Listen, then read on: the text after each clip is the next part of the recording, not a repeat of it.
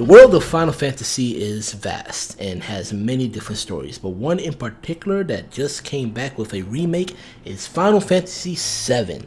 Yes, my friends, we are back, and finally after many years of waiting, we finally get the remake that everybody deserves and everybody was sought after.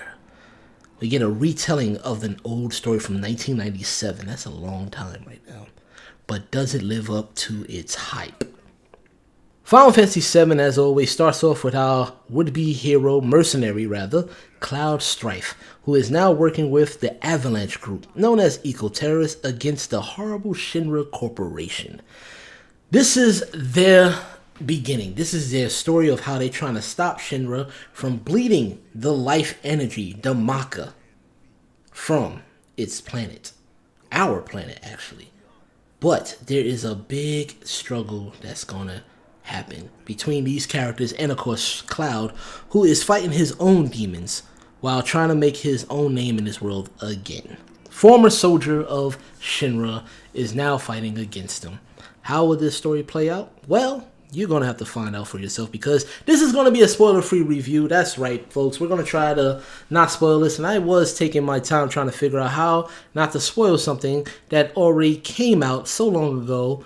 But as I played and I finally finished after over 40 hours, mind you, there is some spoiler situations in this game that is going to make you relive this anew. So, as many of you know already, there's the Shinra Corporation, there's the Avalanche Group, and there's a whole bunch of people in between that makes this story very vast, very long, and very grindy, because you have to build up each character that you have. You have Aerith, Red 13, Barrett Wallace, Tifa Longheart, Jesse, Briggs, Wedge, all these great characters involved that's surrounding our ex-soldier Cloud Strife. Now, this is the making of I guess I want to say a growing path for our character, Cloud. He is relearning himself, he's gaining his memories back, and that's where it leads up to. So, we're going to go into gameplay now. The gameplay and mechanics takes the notes of action RPG.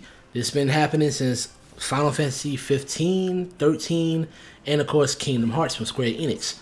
We got a nice combat system with the action RPG. Not only do you get the fluid motion of switching between characters by hitting the directional pads, but you also can stop time when you hit the command of X. You hit X, it slows down time, and you get to switch between characters to use other abilities. Or you can hit R2 or L2. That will cycle through the characters, and while you're attacking, you can command the other character to do something else. Or there's the quick option where you can hit L1 and it gives you your hotkeys that you can have potions or any abilities or spells. Got all this range of motion to have your better strategy to tackle on all these enemies. What I do recommend when you do unlock this materia, always have a character have access, because you get to get all the details and information from an enemy. This will help you out in the long run, especially when you meet the young boy that's going to build material for you and unlock other summons. You do get summons in this game, and it's freaking phenomenal. You have an upgrade system where you can unlock other weapons for each character. Find the best one that suits your needs, because you have damage, some that's more into magic, and then there's some that have a nice, well, balance, but each of them will give you an extra unlock of abilities where you can do big damage, stagger enemies, or of course take HP from them. This also comes into your materia where you have to choose wisely for each character. I try to have Cloud as balanced as possible. I have Aerith just full of magic, most elements. Tifa is more of the in-your-face fighter, so I try to have luck up, HP up, stuff like that. Barrett, I try to make him as tanky as possible while keeping one elemental feature on him, and that's lightning. So, like I say, you got to play around with it to find the best way so you can either... I'm not saying that whatever you choose is going to be totally wrong. It's not wrong. It's going to give you a struggle like I did in the beginning. I was having such a hard time fighting all these enemies. It felt like really hard mode, even though I'm playing on normal. You unlock hard mode after you beat it, though. Just keep that in mind. Now, when it comes to the upgrades, it's like a galactic space area.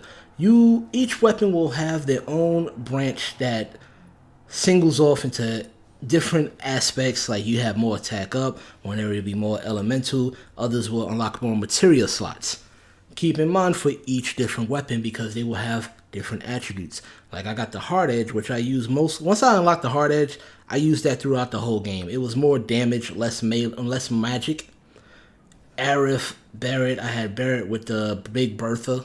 He also gets a melee weapon, which was new to me. I didn't know that he had a melee weapon, but it was interesting. Didn't like it though, but it was interesting. I try to keep him as long range as possible. When it comes to the enemies, there is so much diversity involved, and you have to learn how each of them plays out. Some will be weak. That's why I said the access is important, because you got to learn all their weakness. Some enemies won't have any particular weakness. They might be weak to everything, but it comes in handy to learn that knowledge. And you can actually go into your bestiary to remind yourself of each enemy and how to deal with them. When it comes to the cinematic areas, we're going to jump right into visuals because that's about it I can say about the gameplay when it comes to that. It's just beautiful. It works well. The fight mechanics keeps you in tune, keeps you on your toes.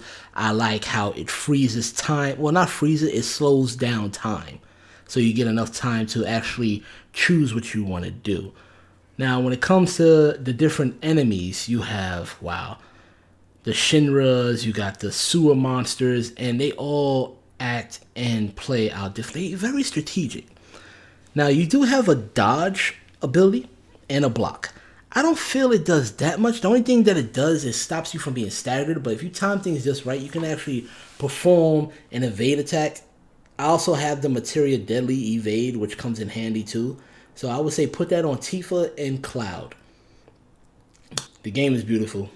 It's just phenomenal. Upgraded graphics. You already seen Final Fantasy 15.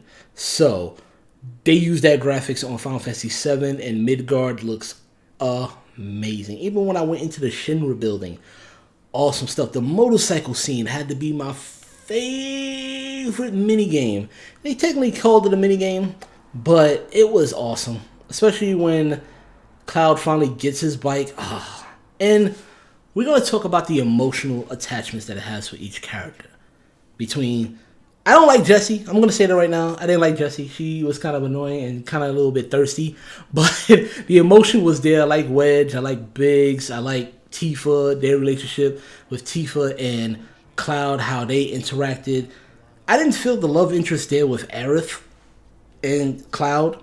So it was more like that, buddy. Even though there was a hint of flirting, but not too bad. She understood his true feelings for somebody. I'm not going to say who. But it touched base on a lot of emotions and everywhere, especially with Barret and his kid, Marlene. And she's just so adorable. Oh my god, that little girl is so adorable. Whoever did the art style for every character, bravo. There is some weird texture designs, like somebody pointed out for the door that Cloud stays in when he's in the hotel.